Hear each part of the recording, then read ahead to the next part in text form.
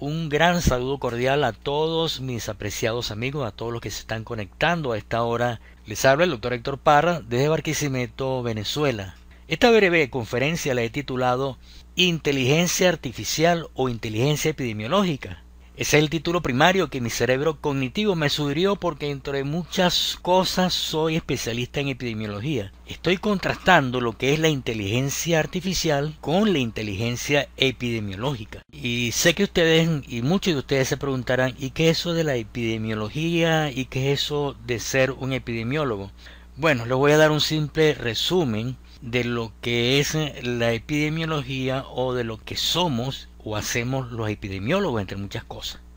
Los epidemiólogos somos los detectives de la salud. En mi caso, un detective médico que investigamos las enfermedades en la población y como tal tenemos un gran abanico de recursos de investigación para resolver de manera favorable los eventos adversos a la salud que ocurren en nuestras poblaciones. Eso entre muchas otras cosas. Si nosotros, los epidemiólogos, quienes hacemos epidemiología, nos hemos definido como los detectives de la salud, y en mi caso particular como detective médico, es lógico que tengamos que contar con un servicio de inteligencia, que en nuestro caso lo llamaremos servicio de inteligencia epidemiológica. Y esto yo no lo estoy inventando. Fíjese que el Centro de Control de Enfermedades de Atlanta, de Estados Unidos, cuenta con un servicio de inteligencia epidemiológica que ha funcionado desde hace muchos años.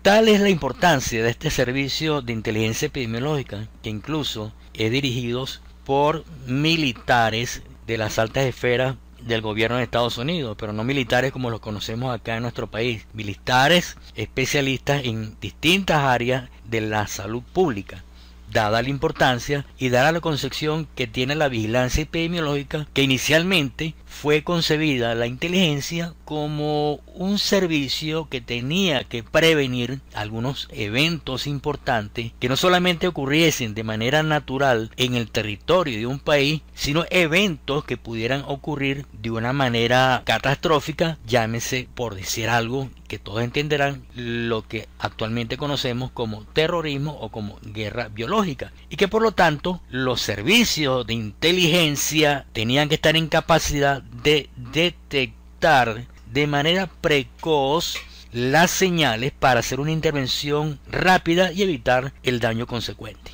Y créame que el CDC de Atlanta está muy claro en lo que está haciendo en epidemiología, porque precisamente la génesis de ese centro de control de enfermedades fue pensando en eso que anteriormente les dije. Sin embargo, en la actualidad, el Centro de Control de Enfermedades de Atlanta, el Servicio de Inteligencia Epidemiológica, tiene todas las funciones que ustedes han visto y han tenido la experiencia con la última pandemia del COVID-19. Ciertamente, si hacemos un símil con las distintas organizaciones y entes de nuestro entorno social, también podríamos hablar de que las empresas, pymes, los servicios de recursos humanos, los servicios de mercadeo, los almacenes de las empresas debieran contar también con un sistema de información o con un sistema de inteligencia que les ayude a lograr los objetivos propuestos en cada una de esas secciones o en cada una de esas empresas donde están prestando su servicio. Ciertamente también en estos tiempos nuestro cerebro está recibiendo múltiples mensajes cuyo contenido en la gran mayoría aparece una palabra por todas partes y es la palabra inteligencia. Voy a examinar de manera informativa eso de la inteligencia. Hay muchos conceptos de lo que es la inteligencia, pero voy a referirme a uno de tantos que es, digamos, fue pensado por un psicólogo norteamericano llamado Howard Gardner, y que él propone que en la realidad no existe una sola inteligencia. Yo lo voy a hacer de manera muy clara.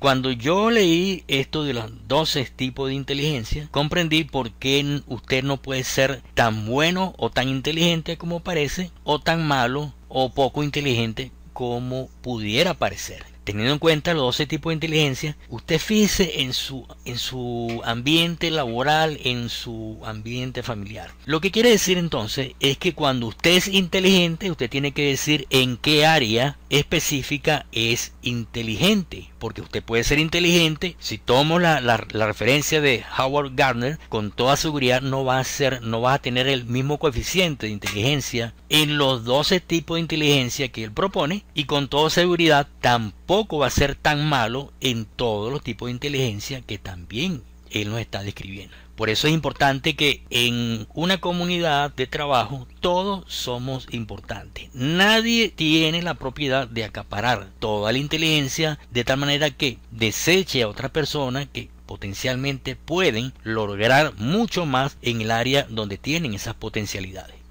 Ahora bien, estamos reflexionando en torno a la inteligencia biológica, la inteligencia humana, pero no quedaría mal dedicar algunas palabras a eso de la inteligencia no humana o la inteligencia no biológica que han dado por llamar la inteligencia artificial. Muy bien, entonces vamos a revisar algunos conceptos relacionados con esto de la inteligencia artificial, que nos lo están vendiendo como una panacea, la solución a múltiples problemas cotidianos. La inteligencia artificial es el campo que estudia cómo crear programas informáticos con la habilidad de aprender y razonar como los humanos para resolver problemas de forma creativa. Y muchos de estos sistemas de inteligencia artificial se basan en el Machine Learning, pero para decodificar esto, para entender un poco esto, es necesario primeramente que examinemos lo que es el Machine Learning y el Deep Learning.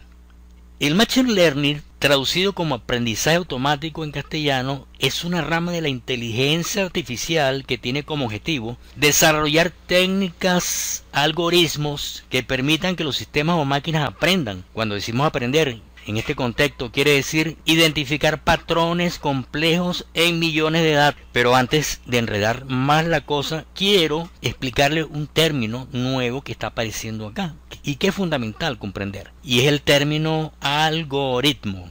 ¿Qué es un algoritmo? Un algoritmo es la secuencia de pasos que resuelven un problema y es la base de la programación en informática. ¿Cuáles son las características que debe tener un algoritmo?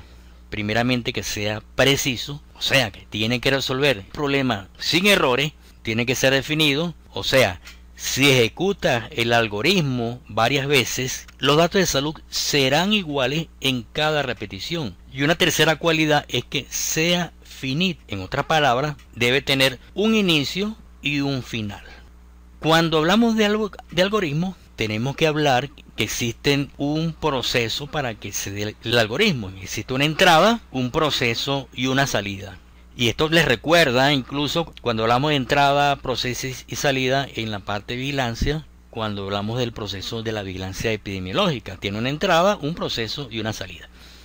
Hablando nuevamente del algoritmo, tiene un ejemplo acá donde se propone lo siguiente. Este algoritmo tiene una entrada donde los datos que se dan tienen dos variables. La variable A, que tiene un valor de 1, y la variable B, que tiene un valor de 2. El proceso que nos interesa es la sumatoria de A más B. Significa que si yo quiero procesar la entrada constituida por dos números, el 1 y el 2, y el proceso me indica que tengo que sumar A más B, la salida debe ser la sumatoria de 1 más 2. El producto final del algoritmo que hemos propuesto es la sumatoria de 1 más 2, que nos va a dar 3. Pero hay algo interesante de los algoritmos, y es que tienes que darte cuenta que en la vida diaria también estamos procesando algoritmos. Entonces, en inteligencia artificial, conocer de manera conceptual lo que es un algoritmo es fundamental, porque dependiendo de la calidad del algoritmo, de los datos que nosotros introducimos para alimentar el algoritmo, dependiendo de ello vamos a obtener calidad en los posibles datos que pudiéramos tener. Regresando nuevamente a lo de Machine Learning, ya como tienes el concepto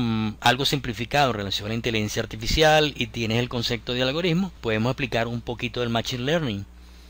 El Machine Learning es una aplicación de inteligencia artificial que incluye algoritmos, ya lo entendemos, ¿verdad? Que analiza datos, va aprendiendo con ellos y luego aplican lo que han descubierto para tomar decisiones informadas. En otras palabras, eso permite a las máquinas aprender cosas para la cual en realidad no fueron diseñadas expresamente. Ese lenguaje nos ayuda, que hemos dado a las máquinas a la solución de muchos problemas. Cuando decimos que algo es capaz de tener un aprendizaje automático, significa que es algo que realiza en función de los datos que tú proporcionas y que van mejorando progresivamente con el tiempo. Ahora que sabes qué es el Machine Learning, es fácil que notes que el aprendizaje automático impulsa todo tipo de tareas automatizadas en la vida cotidiana y en muchas industrias que tú conoces. En mi caso, en la salud. Desde la detección de fraudes en servicios financieros hasta el diagnóstico de pacientes en hospitales. Entonces, en esta lámina tenemos algunos ejemplos de Machine Learning o aprendizaje automático. Un ejemplo sencillo de aprendizaje automático es un servicio de transmisión de música que ustedes conocen, que muchos de ustedes están afiliados, que es el servicio de música por demanda llamado Spotify, para que la plataforma tome una decisión sobre qué nuevas canciones o artistas recomendarte. Los algoritmos de aprendizaje automático asocian tus preferencias con la preferencia de otros oyentes y van acumulando eso en una base de datos, de tal manera que a determinado momento el sistema te bombardea con otras posibilidades u otras canciones de acuerdo a los gustos que has demostrado, comportamiento que has tenido a lo largo del tiempo en la selección de tus canciones favoritas. Lo mismo ocurre con los servicios de streaming, como ustedes conocen, Netflix, Amazon Prime, Disney Plus. Entonces, como los humanos, las máquinas pueden aprender de diferentes formas y cada una tiene su propio conjunto de trucos específicos. Y esto nos lleva a la siguiente pregunta, que es Deep Learning. El Deep Learning o aprendizaje profundo es un subcampo del Machine Learning que estructura algoritmos en capas para crear una red neuronal artificial que pueda aprender y tomar decisiones inteligentes por sí misma. El modelo de Deep Learning está desarrollado para analizar continuamente datos con una estructura lógica similar a la forma en que un humano sacaría conclusiones. Esta red neuronal artificial está inspirada en el cerebro, en la maraña de las neuronas, lo que conduce a un proceso de aprendizaje mucho más profundo que las soluciones del aprendizaje automático. El desafío es hacer que este tipo de inteligencia artificial llegue a las conclusiones correctas. Seguidamente veamos algunos ejemplos de Deep Learning o aprendizaje profundo. Por ejemplo, los asistentes virtuales como Alexa son ejemplos de Deep Learning, ya que pueden reconocer tu habla, comprender un comando y realizar una acción específica. También podemos hablar de otras herramientas como el reconocimiento facial, que es muy utilizado en los sistemas de vigilancia, en los filtros de Instagram o etiquetas de amigos de Facebook. También son ejemplos de aprendizaje profundo, porque hay algo muy interesante. Usted, cuando está metido dentro de las redes sociales, propiciando la comunicación o enviando información, tiene que saber lo que le gusta al algoritmo. Ahora bien, Deep Learning versus Machine Learning, ¿cuáles son las diferencias? Ahora ya sabes qué es Machine Learning y qué es Deep Learning. Quizás te estés preguntando cuáles son las diferencias entre los dos tipos de aprendizaje. Bueno, la respuesta corta es: Deep Learning es un tipo de Machine Learning. Más específicamente, el aprendizaje profundo, el Deep Learning, se considera una evolución del aprendizaje automático, que es el Machine Learning. Es como un niño que creció y adquirió habilidades más elaboradas. ¿Entienden eso? Esto es fundamental. Por lo tanto, cuando pensamos en la batalla del Deep Learning versus el Machine Learning, la principal diferencia es la capacidad de acción o nivel de autonomía de la tecnología. Te lo explico. Si bien los modelos básicos de Machine Learning se vuelven progresivamente mejores en cualquier función, aún necesitan cierta orientación. Si un algoritmo de inteligencia artificial devuelve una predicción inexacta, entonces un ingeniero debe intervenir y hacer los ajustes. Con un modelo de Deep Learning, un algoritmo puede determinar por sí mismo si una predicción es precisa o no a través de su propia red neuronal. Es decir, puede aprender a través de su propio método de computación como si tuviera un cerebro propio. Entonces, así de simple tienes la diferencia entre Deep Learning versus el Machine Learning. Ahora bien, hablando un poco de las aplicaciones que tenemos en el área de ciencia de la salud, sobre todo el Deep Learning nos ha ayudado y tenemos muchos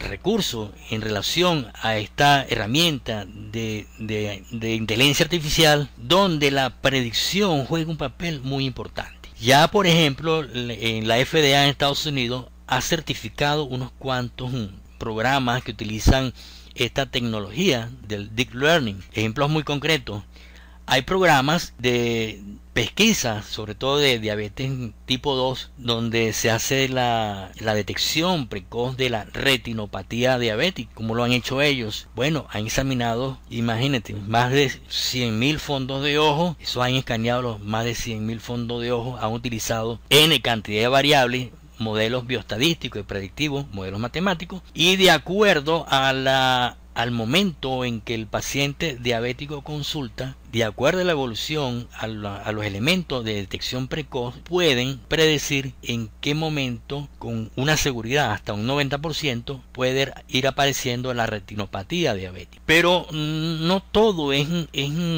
color rosa. Cuando la pandemia del COVID-19 golpeó a Europa en marzo del 2020, ustedes recuerdan que los hospitales entraron en una crisis de salud, en un corre-corre, fueron rebasados, los servicios de cuidados críticos no daban abasto, no había conocimiento de cómo combatir de manera acertada las consecuencias clínicas que estaba causando el COVID-19. Pero sin embargo, a pesar de que los médicos no tenían mucha idea de cómo ir manejando a muchos de los pacientes, se decía, bueno, pero que China, donde se originó la pandemia, frente a la data de aparición en Europa, ya China tenía más de 4 meses de experiencia en pandemia. Y bien o mal, algo se podía aprender de los chinos a pesar del bloqueo que tenían ellos allá de información. Y posiblemente, tomando como base esa experiencia que tuvieron los chinos y la reciente experiencia que se iba acumulando en Europa, se proponía que se podían hacer algunos algoritmos de aprendizaje automática que pudieran ayudar a entrenarse con esos datos para ayudar a los médicos a comprender a qué se están enfrentando y a tomar decisiones y buenas decisiones que pudieran salvar las vidas. Pero eso no sucedió así, aunque no faltó el esfuerzo.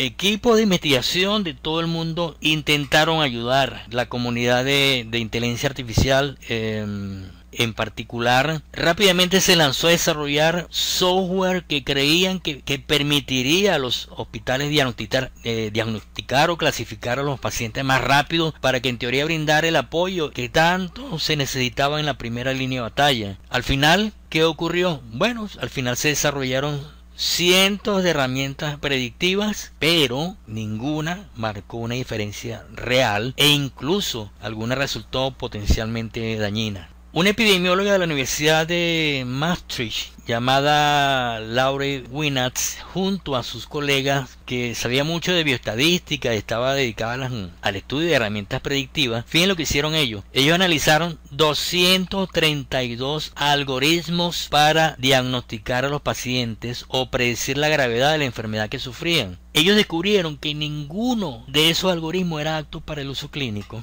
y solo 2 de 232 habían sido señalados como suficientemente prometedores para futuras pruebas. Hay otra investigación de un experto en aprendizaje automático de la Universidad de Cambridge en Estados Unidos, que es Derek Drake y su colega, y esta es una publicación de la revista Nature. Este equipo investigó los modelos de aprendizaje profundo para diagnosticar la COVID-19 y predecir el riesgo del paciente a partir de imágenes médicas, como radiografías de tórax y tomografías computarizadas de tórax. Examinaron 415 herramientas publicadas y, al igual que la colega que anteriormente le estaba comentando, concluyeron que ninguna era apta para uso clínico. Lo peor es que algunos de los algoritmos que analizaron ya se habían utilizado en hospitales, y algunos incluso estaban comercializados para los desarrolladores privados. Preguntamos qué salió mal. Muchos de los problemas descubiertos tienen que ver con la mala calidad de los datos que los investigadores usaron para desarrollar sus herramientas. La información sobre los enfermos de COVID-19, incluidos los exámenes médicos, se recopilaban y compartían durante la pandemia global, a menudo por parte de los médicos que luchaban y que tenían ese estrés frente a los pacientes, porque exactamente muchos de ellos no sabían qué hacer frente a esa avalancha de casos que estaban teniendo. y los investigadores querían ayudar, y esto era lo único datos públicos en conjuntos que estaban disponibles y que se podían obtener, los datos precisamente de esos médicos que estaban saturados y atareados ante la pandemia.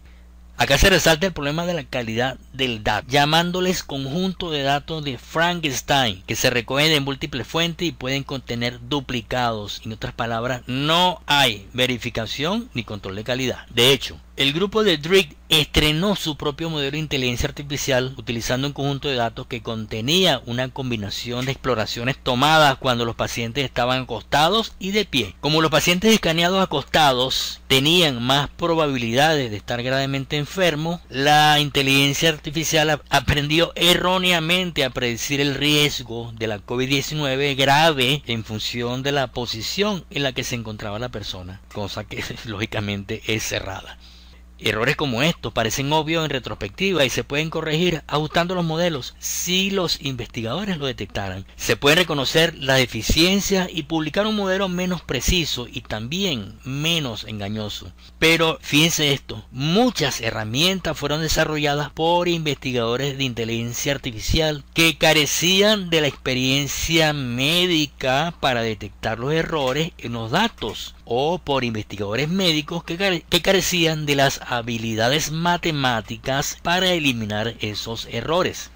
Otro problema que se identificó es que la mayoría de los investigadores se apresuraron a desarrollar sus propios modelos. Ya habíamos dicho incluso de la evaluación de 230 y tantos modelos que hizo la primera que les comenté de la doctora, en vez de colaborar o mejorar los existentes. El resultado fue que el esfuerzo colectivo mundial produjo centenares de herramientas mediocres que no servían para nada en lugar de un puñado de herramientas adecuadamente entrenadas y probadas. Finalmente les voy a decir algo. Usted piense que es cierto, la inteligencia artificial en algún momento, y ya nos está arropando muchas cosas, pero en algún momento te la van a presentar como una alternativa que te va a solucionar la vida. Ya estamos viendo que si usted va a participar de algún programa de inteligencia artificial, es importante primero que tenga la validación. ¿Qué significa validar? Que tenga los estudios de que todo lo que están proponiendo pida cuáles son las validaciones, cuáles son los estudios que certifican la validación y que se funcione. Segundo, tiene que tener un conocimiento básico de cuál es el algoritmo que está funcionando y que alimenta. Porque ya les dije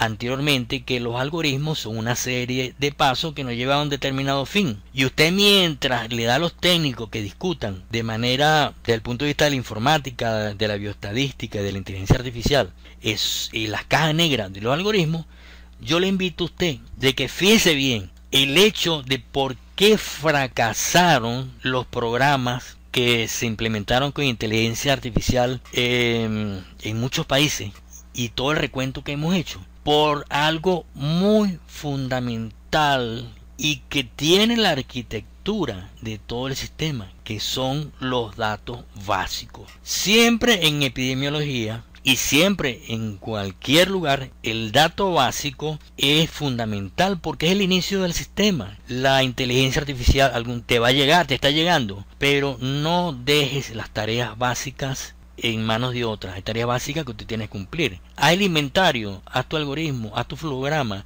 Si está fallando en alguno de ellos, usted dice tengo que fortalecer. Eso no te lo va a hacer la máquina. La máquina es un recurso que te va a ayudar en la toma de decisiones, pero la toma de decisión la tienes que hacer tú de manera estricta. Solamente tú eres el protagonista de este proceso.